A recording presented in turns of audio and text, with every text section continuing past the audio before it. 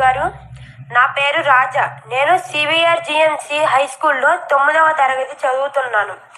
గురువుగారు, ప్రస్తుత పోటీ ప్రపంచంలో విద్యార్థులు అయిన మేము ఒత్తిడిని ఎలా అధిగమించాలి గురువుగారు? మంచి ప్రశ్న వేసావయ్యా. కానీ నీ ప్రశ్నని అభినందించడానికి కారణం ఏమిటంటే అది కేవలం వ్యక్తిగతంగా నీకు మాత్రమే సంబంధించింది కాదు. ఇవాళ అనేక లక్షల మంది విద్యార్థులకు ప్రతినిధిగా నువ్వు ఈ ప్రశ్న అడిగావు. చాలా మంచి ప్రశ్న. ఒత్తిడిని ఎలా అధిగమించాలి? ఒత్తిడిని అధిగమించడానికి ఎప్పుడు రెండు పరిష్కారాలు ఉంటాయి. ఒకటి ఆత్మవిశ్వాసం, రెండు ప్రణాళికాబద్ధమైనటువంటి జీవితం. ఆత్మవిశ్వాసము అంటే నువ్వు చదువుకున్న దాని మీద నువ్వు నమ్మకం పెంచుకోవాలి. నాకు ఇచ్చిన సిలబస్ ఏదుందో దాన్ని బాగా చదువుకున్నాను.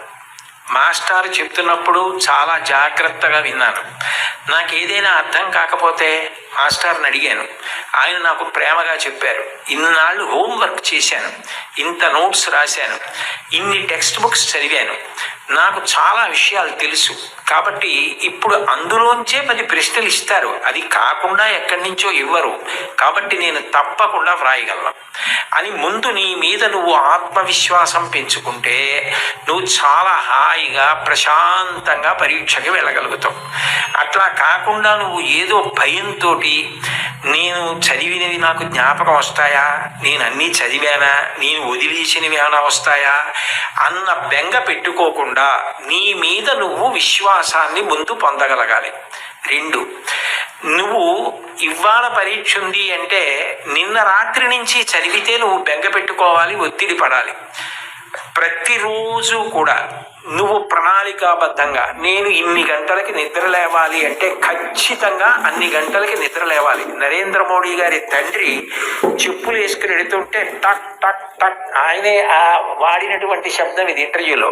టక్ టక్ టక్ అన్న శబ్దం వినపడితే గడియారాలు దిద్దుకునేవారట. 4:30 మోడీ గారి తండ్రి వెళుతున్నారని చెప్పి, దామోదర్ గారు వెళుతున్నారని చెప్పి. అంటే అంత ఖచ్చితంగా సమయపాలన అలవాటు కావాలి. ఇన్ని గంటలకి లేవాలంటే అన్ని గంటలకి లేవాలి. ఇన్ని గంటలు నేను చదువుకోవాలంటే ఆ పుస్తకాలు కావలసినవి దగ్గర పెట్టుకుని గడియకి లేవడం కాకుండా చక్కగా చదువుకోవాలి. అన్నం తింటే నువ్వైపోయినట్టు, నీళ్లు తాగితే నువ్వైపోయినట్టు, నువ్వు చదివింది నువ్వైపోవాలి. అంటే అంత బాగా చదవాలి. ఒక కాగితం మీదకి సూర్యరశ్మి పడితే కాగితం కాలదు. ఒక కుంభాకార కటకాన్ని, భూతద్దాన్ని సూర్యబింబానికి ఎదురుగుండా పెడితే ఆ కాంతి అందులోంచి వచ్చి కాగితం మీద పడితే కొంతసేపటికి కాగితం కాలుతుంది. ఎందుకనంటే ఆ వేడి భూతద్దంలోంచి ఒక చోట కేంద్రీకృతం అయింది, కాలింది కాగితం. నువ్వు చదివితే అలా చదవాలి. చదువుతున్నంతసేపు పుస్తకం ఏం చదువుతున్నావో అది నీలోకి వెళ్ళిపోవాలి. భూపసభాంతరాళమన పుష్కల వాక్చతురత్వము ఆజి మహాపటు శక్తి ఉందంటాడు భర్తృహరి. నీకు అవసరమైనప్పుడు అలా జ్ఞాపకానికి రావాలి. నువ్వు తిన్నది నువ్వెట్లా అయిపోయావు, నువ్వు తాగింది నువ్వెట్లా అయిపోయావు, నువ్వు చదివింది నువ్వు అట్లా అయిపోవాలి. నీకు అలా జ్ఞాపకం ఉండాలి. అలా ప్రతిరోజు చదువుకోవడం నీకు సంతోషం కావాలి. చదువు భారంగా చదవకూడదు. It must be a passion for you.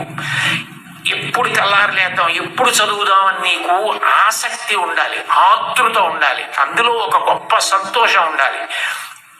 అలా నువ్వు time management, discipline, self confidence నేర్చుకుంటే ఒత్తిడన్న మాటే ఉండదు. నువ్వు ధైర్యంగా ఏ పరీక్షకైనా పెడతావు, ఎదుర్కొంటావు. ఎప్పుడైనా ఒకసారి వైఫల్యం లభించిందనుకో, కలాం గారిని తలుచుకో. ఫెయిల్ అంటే ఆయన ఫెయిల్ అంటే పడిపోయావని కాదు, first attempt in learning, FAIL అని డిఫైన్ చేశారు. ఇది మొదటిసారి పొరపాటు జరిగినది. మళ్ళీ చేతిలో మట్టి ముద్ద కింద పడితే భూమిని అంటుకుంటుంది, బంతి పడితే పైకి లేస్తుంది. అలా పైకి లే తప్ప బెంగ పెట్టుకోకు. ఇక పైన అన్ని విజయ పరంపరలతో కొనసాగు. శుభం భూయాత్. ధన్యవాదాలు గురువు గారు.